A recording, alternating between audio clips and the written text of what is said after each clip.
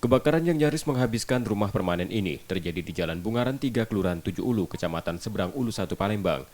Warga setempat menerangkan, kebakaran berawal dari salah satu rumah yang ditinggal pemiliknya mengeluarkan asap disusul kobaran api. Warga yang melihat hal itu kemudian bersama-sama memadamkan api dengan alat yang mereka miliki dan mendobrak paksa pintu rumah yang akan terbakar. Api dapat dipadamkan warga 1 jam kemudian. Sayangnya satu motor pemilik rumah yang ada di dalam ikut terbakar. Asalnya dari tuan rumahnya di sini lah. Situ ya. Ya. Sudah nyinggung api besar atau asap dulu? Asap dulu baru. Asap dulu Iya. baru api besar. Nah, pas asap itu yalah kami datang ke rumah tuannya, manggil-manggil, jengok motornya lah tebak ke galo. Oh, Nah, nyinggung itu gue. ya tebak ke galo itu yalah aku mungkin manggil ibu ini tetangga ini, olehnya tidur galo tetangga ini kan. Nah, jadi dipanggil galo. Baru metu galo yalah didobrak wong rumah ini.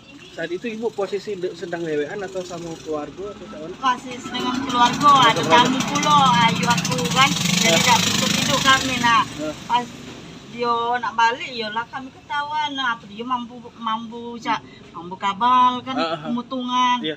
Rupanya, yalah dari tuan rumahnya ini. Dugaan sementara warga, api berasal dari arus pendek listrik dari rumah yang akan terbakar. Yudi Kiswanto, Kompas TV, Palembang, Sumatera Selatan.